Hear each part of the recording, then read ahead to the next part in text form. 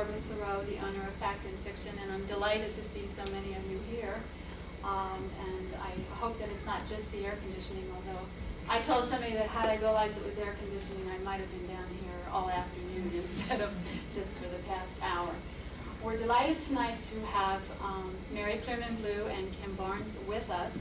Mary has been in Missoula off and on and has read from several of her books, All That the Wasps Run Away, and some selections earlier before publications of Balsam Root. And she will read first from that particular book, and will then introduce Kim, who I think there are also some other people now here that are in the anthology, A Circle of Women. So, Mary, if you will join us.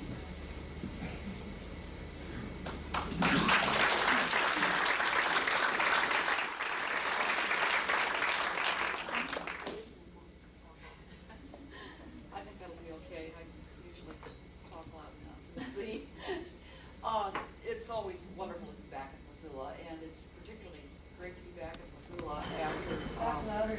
Okay. Can't hear you at all. Okay, how's that? Why don't you use the mic? Well, I don't think there is one. I was just mumbling up here and saying that it's always great to be back in Missoula, and it's so great to see all of you, and I'm particularly pleased to be here with the introduction to Circle of Women, which Kim will give in a few minutes, since there are so many women who are part of that anthology present. We hope some of them are going to read, or all of them are going to read. I've been here several times. I have read to Missoula audiences from Balsam Root, and I'd like just to read some snippets right now to give you an idea about the book and perhaps some of the range of it. As many of you know, it's a memoir about my Aunt Imogene, who, after a life of intense independence and vitality, suffered dementia in the last few years of her life, and put herself in my care and my inadequacy in dealing with the situation. One of the people who was of the greatest help in caring for my aunt was my daughter's boyfriend and then husband, Brian. And eventually Elizabeth and Brian married, and she became a vet med student at Washington State University, and they had a baby, and Brian found himself in what I think is called a support role. And he and I were both feeling as though we had enough. Earlier in the spring, Brian had been restless. He and Elizabeth had been married, and he had settled into a fall and winter of cooking, taking care of the baby, working and playing gigs on weekends to pay the bills and keep the household running while Elizabeth studied. Now he had a night off, and all he wanted was to go down to the Alibi bar and listen to a band. Not just any band, but a group up from Boise that he used to play steel guitar with. He wanted to have a few drinks and visit with the guys on their break and remember the days when he'd been a serious musician. Would Elizabeth go with him? No, she would not. She had to study. Her immunology final was on Monday, and then came her epidemiology final and her pathology final. Call Mother, she suggested, see if she'll go with you. Your mother and your husband went drinking together? Exclaimed Elizabeth's friends the next day, aghast. But it strikes Brian and me as a wonderful idea. I'm restless too. I'm tired of staying home and working on a Saturday night, and if I'm reduced to going out with my son-in-law, so be it. I get Rachel settled, and then I head up to Brian's, where he's putting the baby to bed. Brian pours me a whiskey and finishes diapering the baby and puts his pajamas on him, and then he pours himself a whiskey and joins me at the kitchen table, where we wait to make sure the baby goes to sleep so Elizabeth won't be disturbed. We're feeling good. My academic year's almost over, and I'm ready for the Alibi. God, what a long time since I went honky-tonking. Brian puts on an old Nancy Griffith tape I haven't heard, and when it comes to her rendition of Gulf Coast Highway, we sing along. We don't realize how noisy we are until Elizabeth stalks out of the bedroom and gets herself a drink of water. She glares at us. She's ready to kill us for the racket we're making. Later she says she thought, will they never leave? And then, why am I staying home and studying while they have fun? But Brian and I are too relaxed to worry about Elizabeth's disapproval. We float out to my car and head downtown. It's early evening. The lights on Main Street in Lewiston are just glowing through the new foliage, and the air is as mild and soft as though somehow the earth still stands a chance, and so do we. We're playing more Nancy Griffith in the car as we cruise the length of Main Street, turn into the parking lot behind the Alibi, and spot an empty slot just as the driver of the Dodge Daytona ahead of us spots it too, throws his gears into reverse and slams right into my front bumper. Brian leaps out to confront the moose who is getting out of the Daytona. When they start to circle each other, stiff-legged, I rush up with placating words, and so does the moose's girlfriend. "God damn," yells Brian. "Here I am, out with my mother-in-law for the evening, and you have to go and run into us."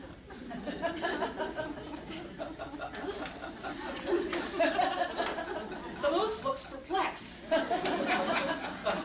Hallie says, "How was I supposed to know she was your mother-in-law?"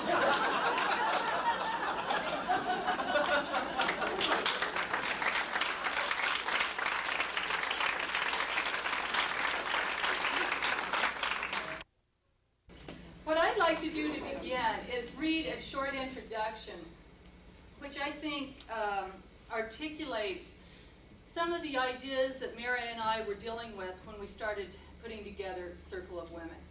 And then I'd like to read a couple of my own poems that are included in this anthology.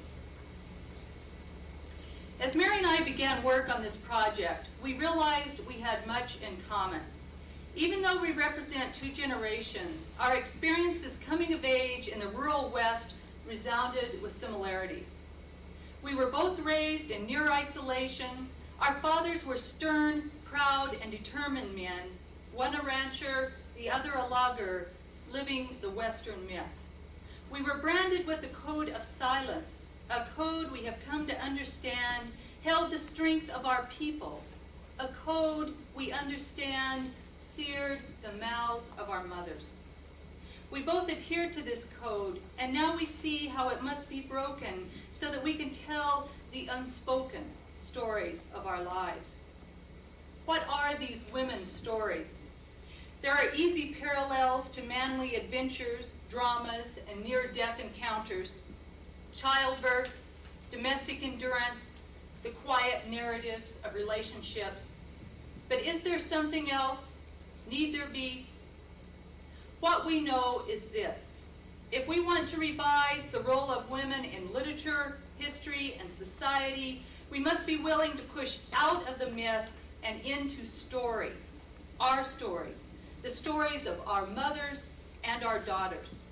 We must not censor ourselves, must not turn away from that which peeling back the myth reveals, the vulnerabilities and strengths, grotesqueries, and beauty.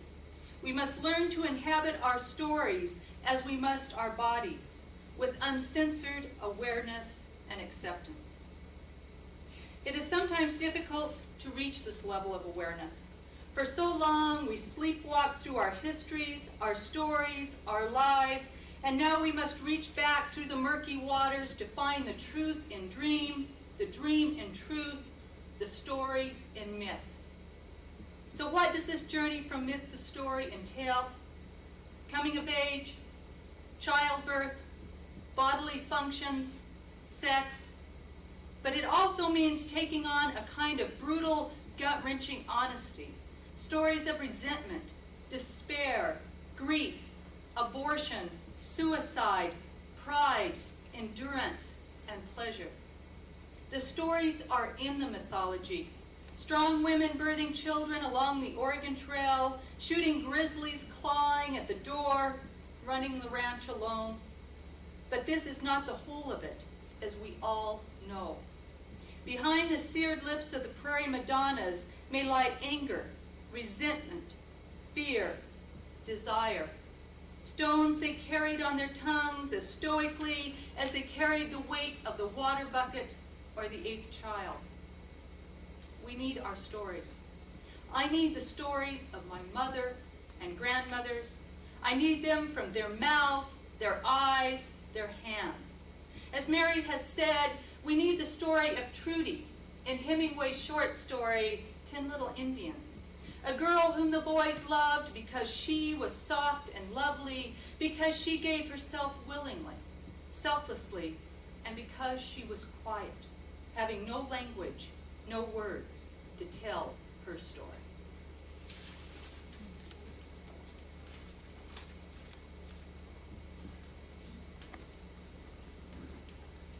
The first poem I'd like to read is Circle of Women, from which we took the title for this anthology. The title for the poem comes from my being raised in the logging camps of northern Idaho. And my father was a Jippo logger.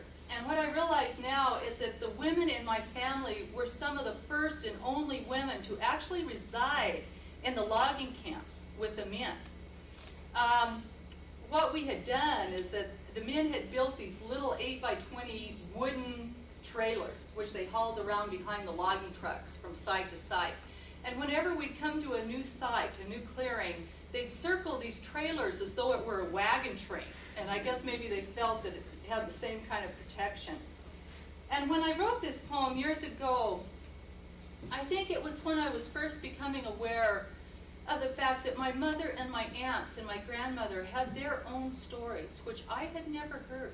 They were very quiet stories, often told in the kitchen, in kitchen code, we've come to call it, which meant a certain glance to one another, talking over the heads of the children so they didn't quite understand what was going on.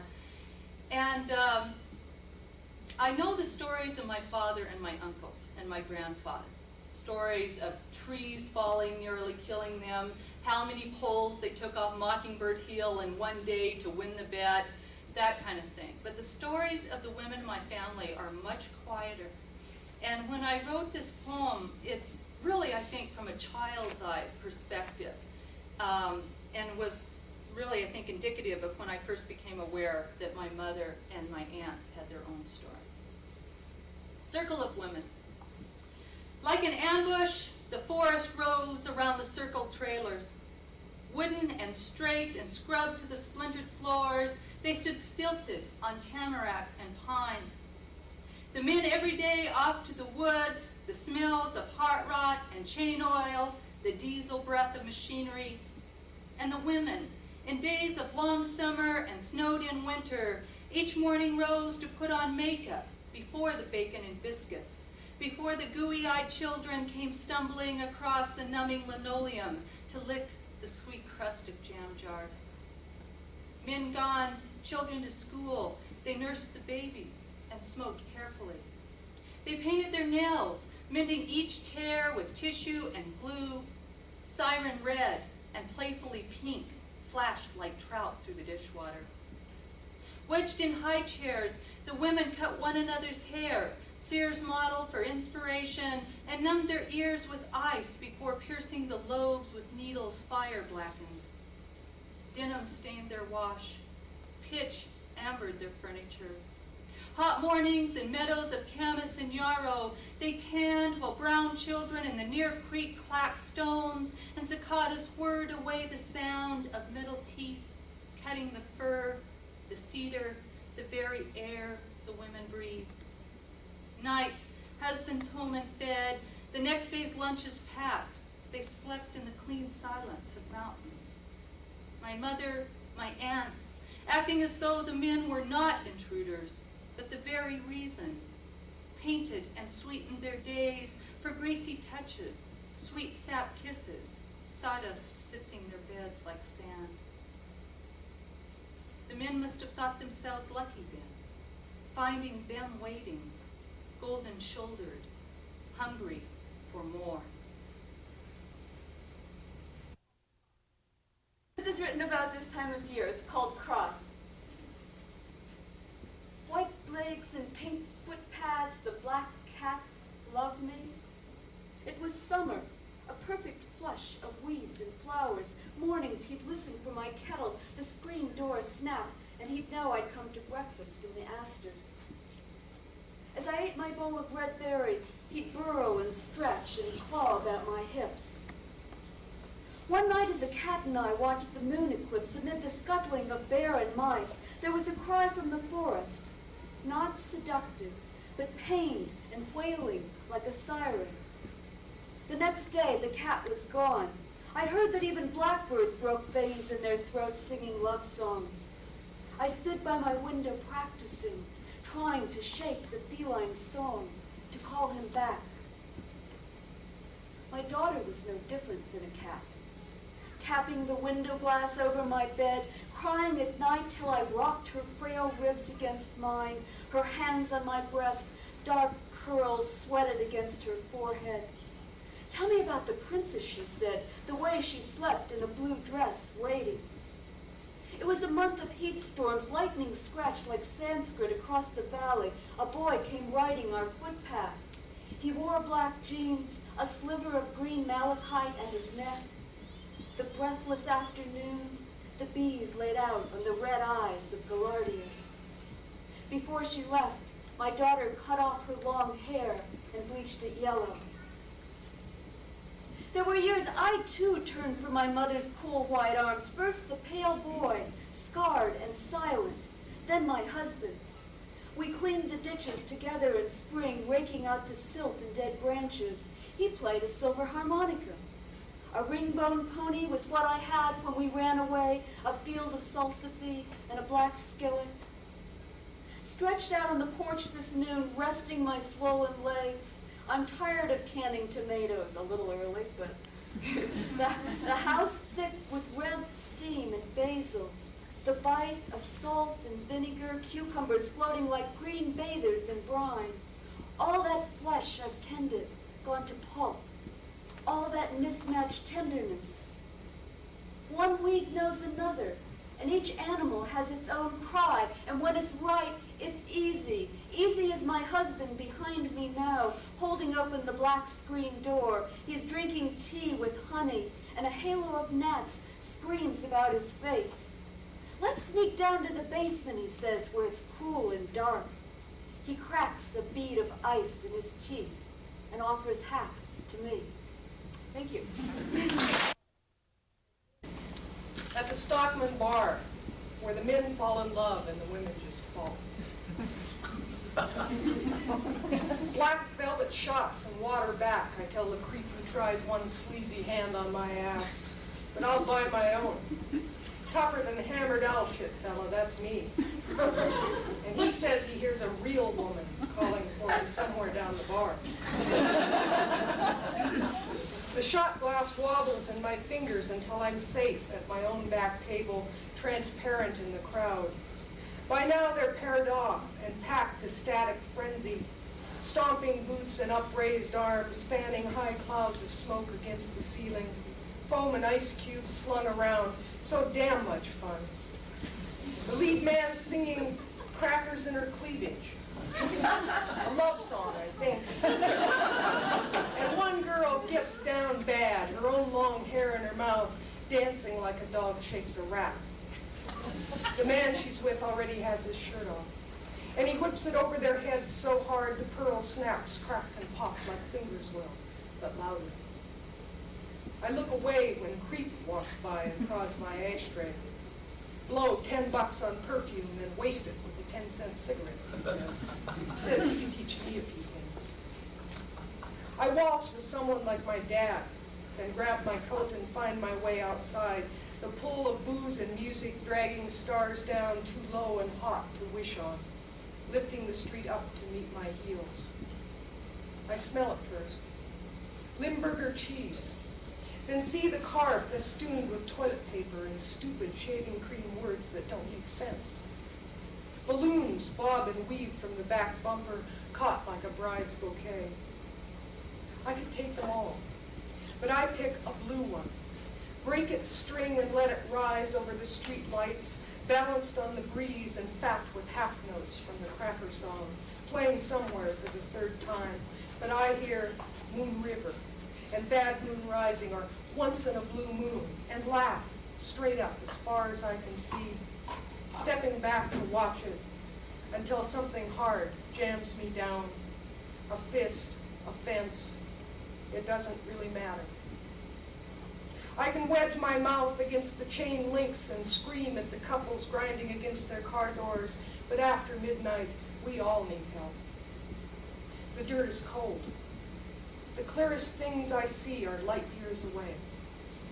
I can find the 7 sisters, but I know they're just a part of Taurus. I know these things. I know so many useless things. Like blood looks black in the moonlight. And hanging on the wire, I think I'm only one more person. And it's only 1 hour into Sunday. And I think if that balloon doesn't come back right now and show me how it's done, I'll never make it out. By God, I'll never find my way again.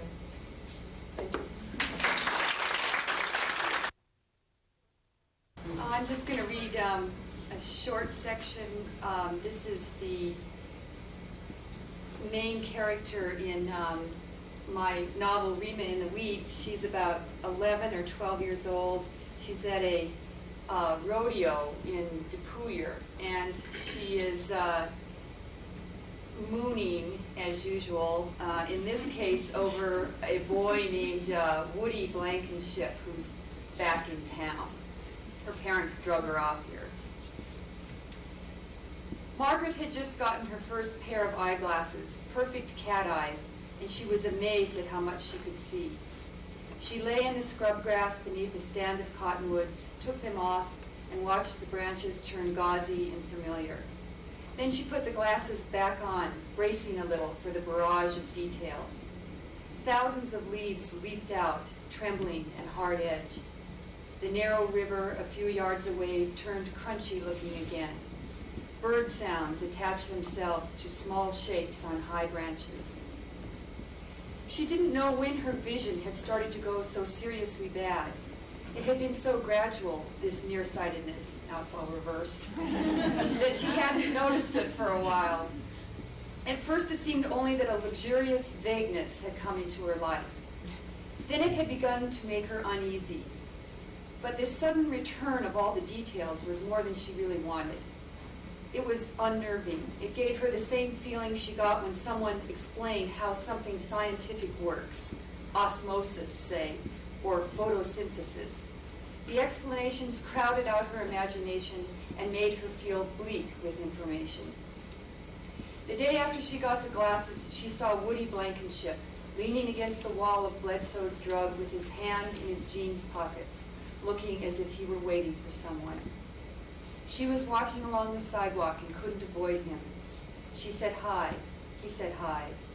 She speeded up and walked right in front of him and on down the sidewalk, head tilted back to make her hair look longer. As she walked on, she felt a strange twinge of loss. It had been too easy. Maybe it was the glasses. She had felt almost nonchalant when she saw him standing there, so sharp and clear. He seemed to wipe out the fuzzier Woody, the one in her dream, the one who stretched along her body and breathed in her ear. Thank you.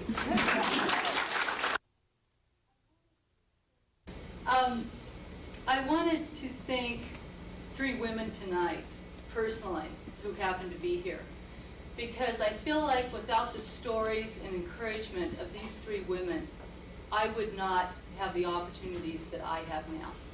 And when we talk about women's stories and we talk about women's lives, I often think of these 3 women and what travels they have made and journeys they have made to show us the rest, show the rest of us how it's done. Ripley Shim is one of those women, Onyx Smith is the other, and Mary Clearman Blue. And I think we should all join in thanking them and welcoming them here tonight.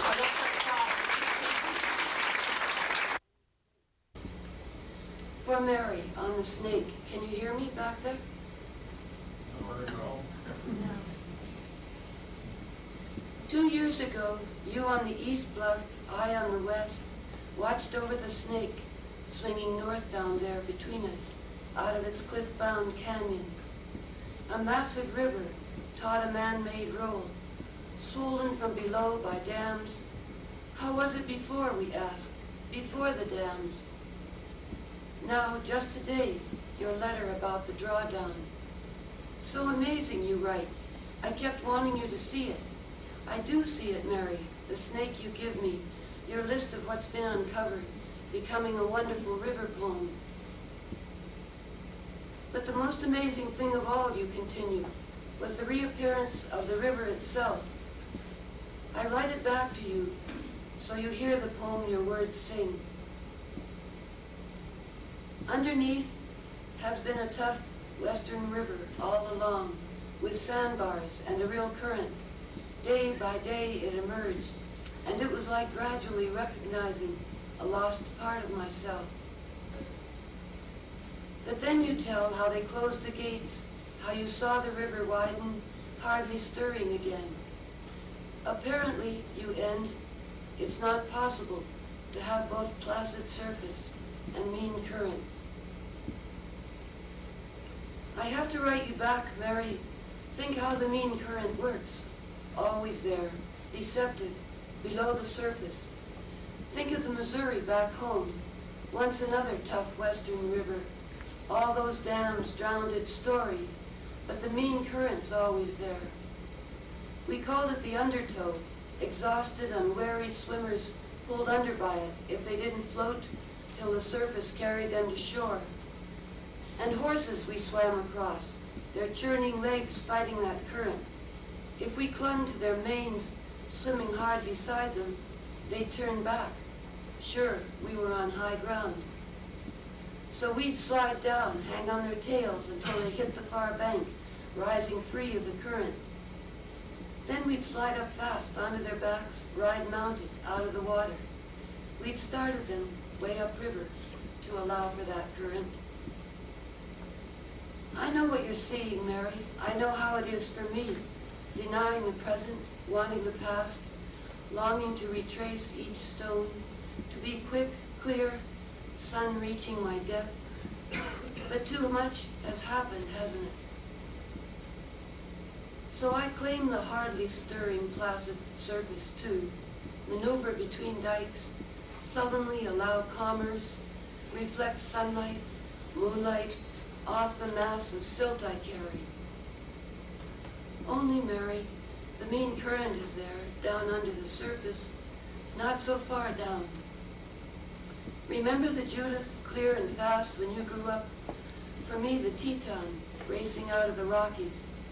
Neither river hits the swollen Missouri till it's run 100 miles.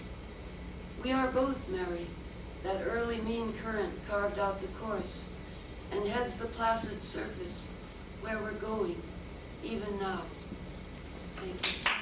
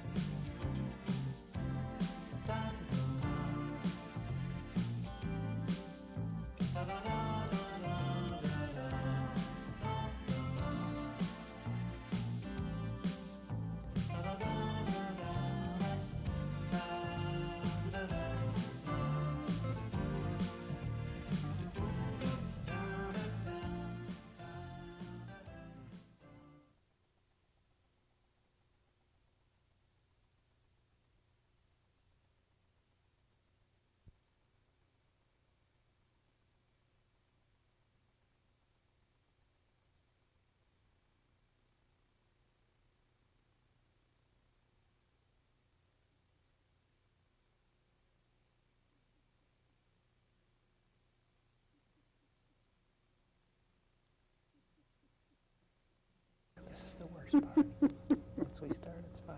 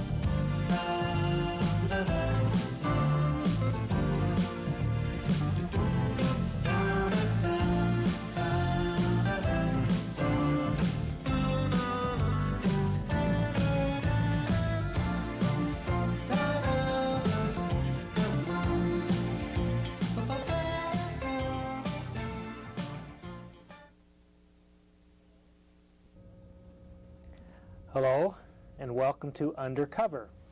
This is the show that looks between the covers of books by Missoula area authors. My name is Dave Pauley. I'm director of the Missoula Public Library and the host of this show. And the show is jointly produced by the Missoula Public Library, Fact and Fiction Bookstore, and Missoula Community Access Television. And we're happy today to have Gary Turbak as our guest. Welcome, Gary. Thank you. Thanks for being our guest. I brought several of your books along with me today, and I'd like you to just talk about some of them. I brought a sampling, and it isn't everything, I know, but you have evidently a long-standing interest in endangered species, especially animals of the West. Well, yes, the wildlife in general, and the last 3 books that I've done have been about endangered species in one fashion or another. Where did You said sampling. You have most of them here. There aren't many more back there on the shelves that you didn't bring. But, well, where did you develop this interest in wildlife? I've always been interested in wildlife. I was one of those kids that pulled the wildlife encyclopedia books off the shelf in the 8th grade and sat there and read the little biographies of the wolverine or whatever it was. And I've always liked to hunt and fish and do things outdoors, and that's just evolved into a pretty sufficient interest in wildlife. And how did you get started writing about it? Well, when I wasn't reading these animal biographies in the 7th grade, I was one of those really weird kids that enjoyed writing themes, and especially for boys. Back then, it was not a very popular thing to do, and I was one of those. I just have always liked writing, and majored in English in college. Worked on some college literary publications when I was in school, and that sort of thing. And it has just kind of naturally, one thing led to another. It's still a leap from that to getting a book published, though. How did that? To be sure, yes. I've been writing full-time professionally for a living for 18 years. Most of that has involved and still involves magazine work. Okay. But on 8 or 9, I forget, occasions, something has grown out of the magazine stuff, usually, to become a book. And most of those have had to do with wildlife. But you're right, it is a pretty big leap, even from just doing a magazine article to doing a book. And is it nature magazines that you write for, or what kind of? A lot of my magazine work is natural history, wildlife, ecology, conservation, things that are tied very closely, if not directly, to wildlife. That's part of it. And then another, actually bigger part probably is everything else. A lot of general interest, health and science and history and children's issues and social issues and the whole realm of other things, having nothing to do with wildlife at all. Yeah, but in particular, you lately have taken an interest in endangered species. Well, endangered species, yeah, it's always been of interest to me, I guess, and it's also a kind of a hot topic lately, and by lately I mean the last decade probably, or maybe since '73 when they passed the act. I guess it's never really been a quiet issue. It's been very controversial, parts of it, and so it seemed like a good topic for a book. The one that came first was this one. It's about threatened and endangered mammals in the West. Right. And then the two, you have one standing up next to you there that are kind of spin-offs from this one, are children's books. Right. So they're kind of they are not kind of, they are part of a series. Right. So it's kind of the parent and the 2 children spin-offs there. I wanted to talk specifically about wolf reintroduction a little bit, if I could, because that is a topic that a lot of people in Montana are very interested in. And I think I didn't bring the book, but I read in one of your books about the successful reintroduction of the red wolf in North Carolina, I think it was. Yes. And then there was another attempt in Tennessee, and that one didn't work out. Could you explain a little bit about that? Well, I believe that there are some wolves in Tennessee now in the Great Smoky Mountains National Park. I haven't. The red wolf is in this book.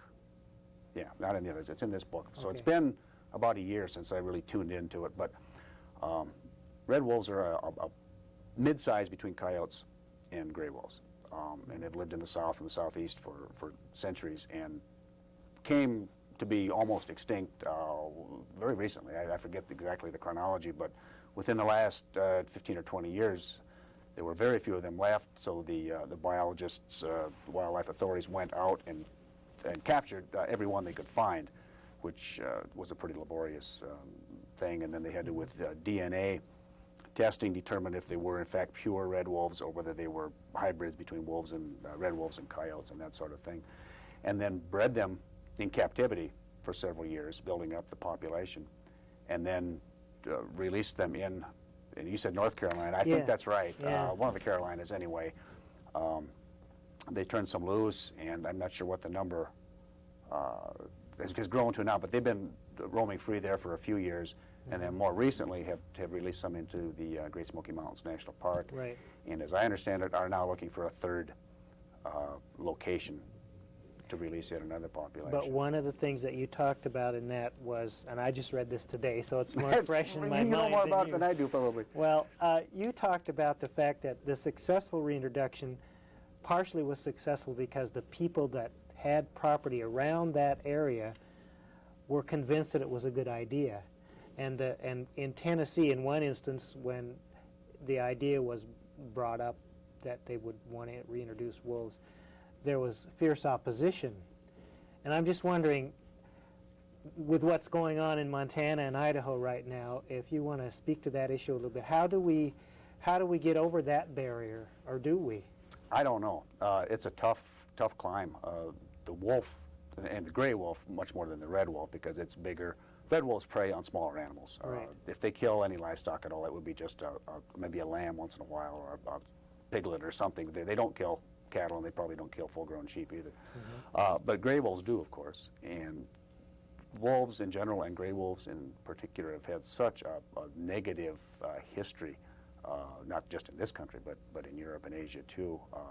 Not for very good reasons, as it turns out. There are all kinds of rumors and false beliefs about human safety relative to wolves. You said in your book at one point there's very few documented cases of a wolf attacking. I think, as I recall, there's either one or maybe none of a healthy, wild gray wolf attacking a person. Or maybe it's killing a person, I'm not sure. But it just doesn't happen.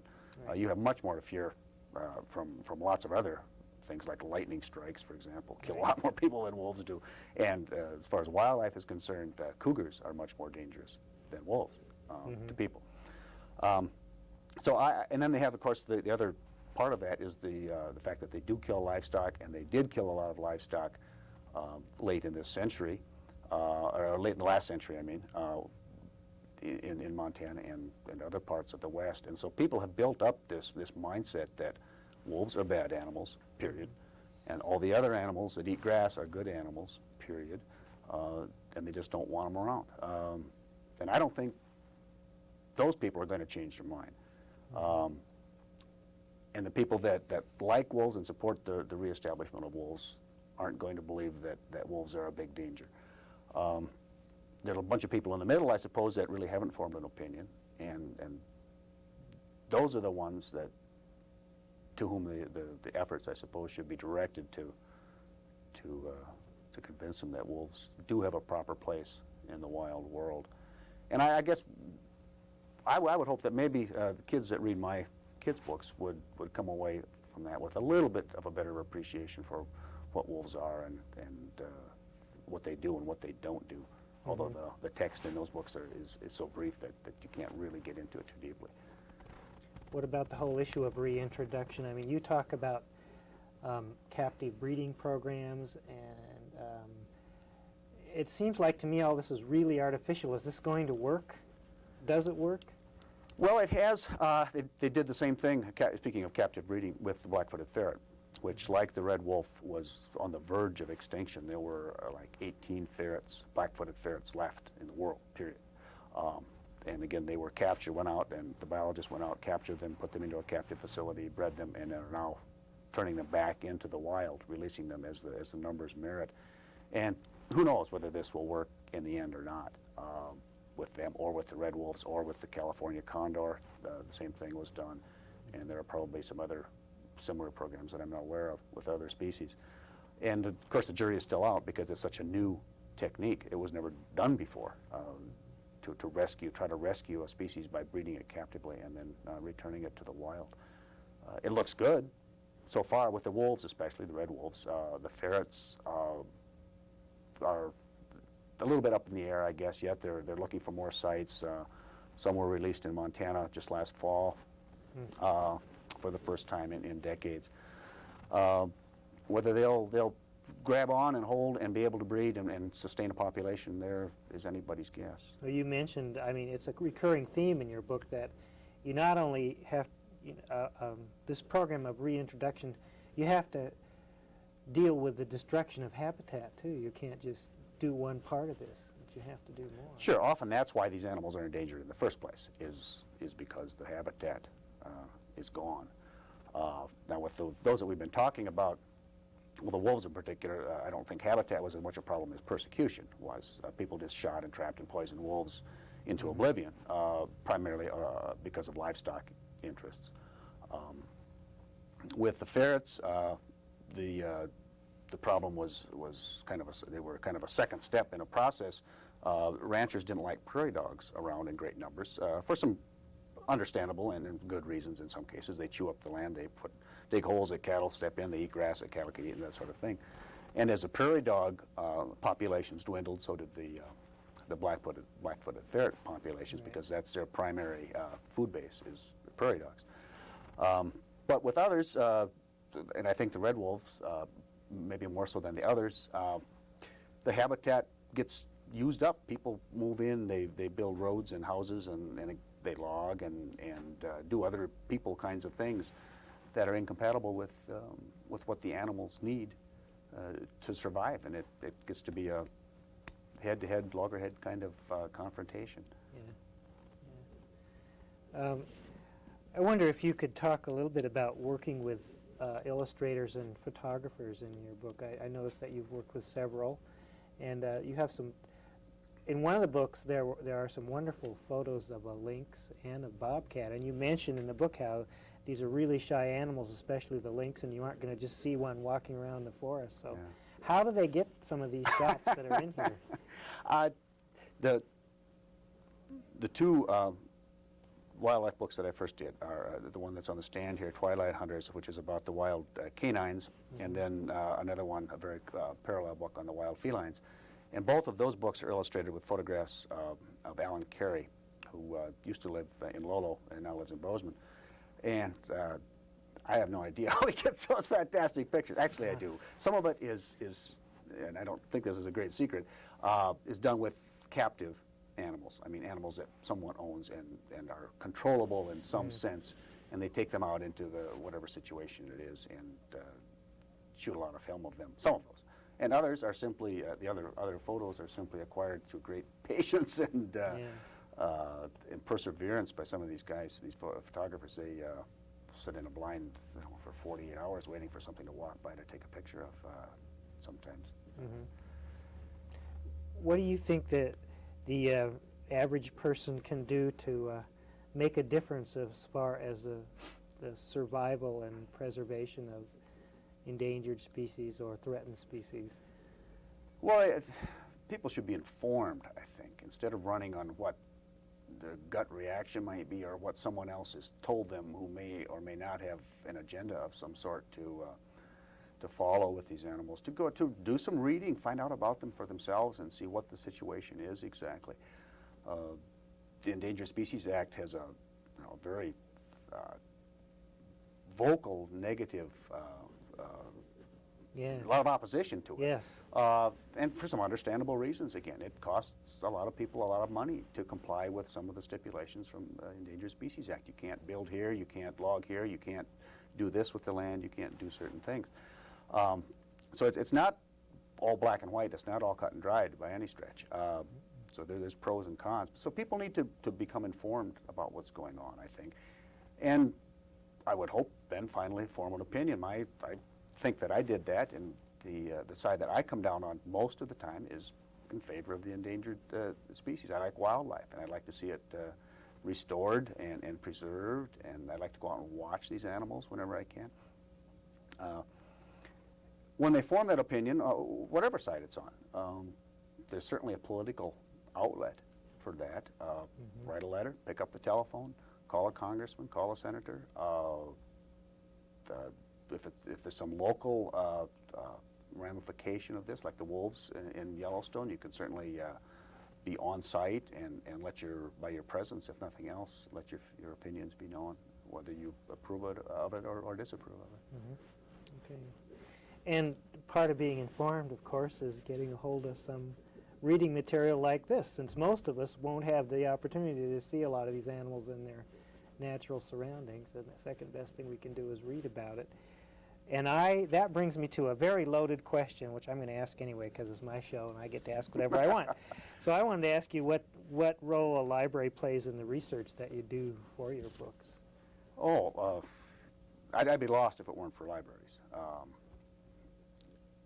The first thing I do when I set about to do a piece of writing, whether it's a book or a magazine article, is to compile some bibliographies of what's already been published on this topic. And then amass as large a stack as I can of photocopies of whatever it is that has been written. And that is always a good base for me. I read those things, I digest it, I mark the salient points and highlight things. And then once I have that kind of a background, I can do whatever else I need to do, usually getting on the phone, sometimes going someplace and dealing with and talking with and spending time with a biologist or someone, but usually on the phone talking to people. But by getting things out of libraries, I can know which questions to ask for starters and have some kind of a background. Otherwise, I'm shooting in the dark. Great. Well, enough of the library plugging. I'm more than happy to plug libraries. I love them. This is something I've talked about with other writers, and it always interests me to see what the response is, how you work with your publisher. Like some people, people have had different experiences, and I'd like to know what's your experience in terms of, do you have the idea, approach them, and they say, well, maybe we should do it this way, or how does that all work anyway? That's often it. That's been my experience anyway, is that the initial idea is mine, usually. By the time it ends up as a book, it's very different from what I had suggested in the first place, because they know a lot more than I do about what's likely to sell, what people are interested in, which way to go with a topic. I don't remember the genesis exactly of this endangered mammals book, but I know that it came from me. It was in a very different form, as I recall. But then the two kids' books that are spin-offs from that were the publisher's idea. And had you done a children's book before? No, I hadn't. I'd done 3 or 4 kids' magazine articles, but never a children's book before, so that was something new. And how was that different in terms of your writing and your thinking about how to put it together? I was surprised. It was actually not too hard. The magazine work that I did for kids was harder, I thought. Maybe that's because I was learning the material at the same time I was trying to put it in a context for kids. The material for most of the animals in the children's books here, I had already assimilated in doing the other books, so I knew the material pretty well. It was just a matter of structuring it for kids. And I was pleasantly surprised how undifficult it was to, I don't want to say easy, but it wasn't as hard as I thought it was going to be. Although it's a false assumption to assume that because you're writing for kids and the vocabulary is diminished and the sentences are shorter, that it's easier writing. It's not. It's generally more difficult writing. Well, what about now promoting your books? Who takes care of that, or how does that all work? You obviously want to sell them once you've written them. Yeah, well, that's the whole idea, right? The promotion is almost entirely a function of the publisher. They have people that do nothing but promote their books in their catalogs. They publish a nice catalog, and they send out review copies to anybody they think might publish a review of the thing, and then they put on book signings and little promotional events like that. So I actually have very little hands-on involvement with the promotion. Maybe that's not a good thing. I don't know. They haven't yet sent me on the whirlwind 10-city 8-day tour of the West to be on talk shows and promote my book. Do they think there's some sort of a more regional market for these kind of books, or are they nationwide? Yeah, we haven't mentioned the publisher. It's Northland Publishing out of Flagstaff, Arizona. Has done all of my wildlife books. And they are very much a regional publisher, Southwest primarily, but the whole West secondarily. So I don't know if you could buy these books in the East or not. Well, it seems to me that there would be great interest in any part of the country in many of the books Yes, yeah. that you've done. I think you're right. Yeah, And they may well do some marketing there, too. I'm not exactly sure. But you asked a general question about the relationship between me and the publisher, and mine has been very good with this publisher. I've done a couple of other books for a couple of other publishers, and there have been some minor problems, but I've enjoyed working with Northland. It's a good outfit, I think. Do you read reviews when they come out, or do you see reviews very often? They send me, I don't know if they send me all of them, but every once in a while in the mail will show up a photocopy of a review in this newspaper or that magazine or whatever, so I have seen some of them. Yeah. I don't make it a point to seek them out. Yeah. 'Cause I'm pretty sure that I've seen reviews of your books in some reviews, so I go through so many. But, you know, we do get, I would think that schools, libraries would be a big market, and we do get School Library Journal, which has a 41,000 circulation, so a good review in one of those would be highly desired, I would think. I would think so too, yes. Yeah, and I can't imagine that they wouldn't get a good review. These are really beautiful books. Well, what do you think about the whole future for species that we've identified as endangered? I mean, I read in one of your books about whales and sea otters, and you know, you've written about a variety of species that have had some serious problems. The sea otter was particularly interesting to me because I think you mentioned at one point that the hunters were just surprised when the numbers started to diminish. In spite of this massive slaughter that was going on, people just thought there was an endless supply of animals. Maybe now we don't believe that, or where are we now? Yeah, I think we're beyond that. But that was a case a century ago, and more recently, even into this century, with lots of different animals. But the bison is a classic example. The hunters thought, well, they're all over the next hill, and they went over the next hill and they weren't there. Well, they're over the next hill. There must be a few 100,000 of them out there someplace because there were last year, and it just all of a sudden comes to crunch time, and these animals are gone. Well, we're beyond that now because we know, biologists, game departments, Fish and Wildlife Service knows most of the time generally how a species is doing and whether there are a lot of these animals out there or few, and whether the trend is up or the trend is down or whatever. But how they're going to fare in the long run is probably very much a species by species case. But some probably won't make it. Certainly they won't make it, yeah. Back to the ferret again. There's a very good chance, I would think, that the black-footed ferrets won't be here 50 or 100 years from now. I would hope not, and there are a lot of people working hard to prevent that, and a lot of money being spent to prevent that animal from disappearing, but who knows? Again, our guest today is Gary Turbak, and we have some samples of his books here. We didn't get to talk about all of them. The time has gone really fast, but I think we have all of them at our library if anybody wants to take a look at some of these. Endangered species seems to be a topic that so many kids are so interested in, and we just never can have enough material on that subject. So well, that's good to hear. They go out a lot, I can tell you. Thanks a lot for being our guest on Undercover My pleasure. today. And I want to take just a few minutes to do a little bit of library-type stuff. First of all, I want to say that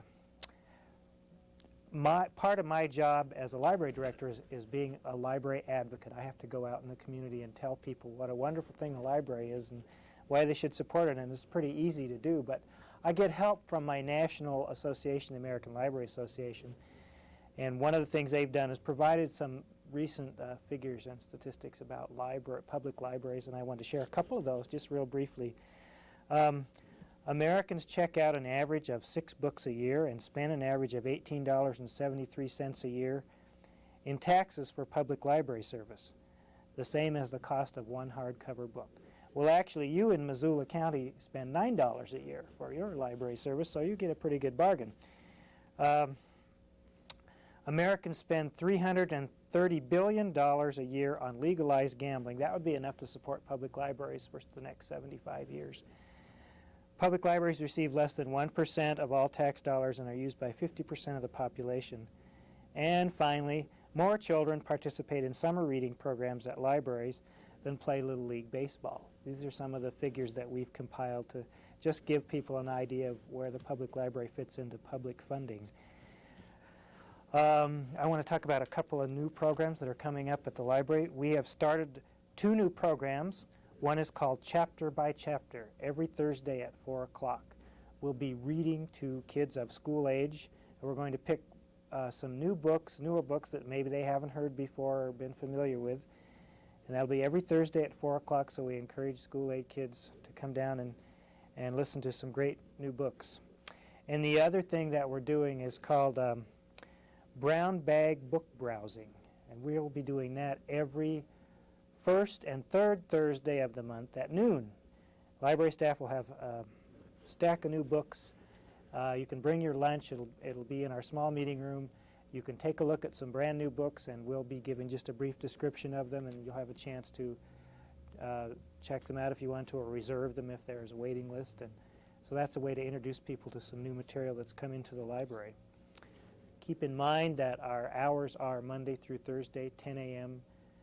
to 9 p.m., and Friday and Saturday, 10 to 6. And if you want to call about any programs, our phone number is 721-2665. That's 721-BOOK. Again, thanks, Gary, for being our guest today. Thank you for having me. On Undercover.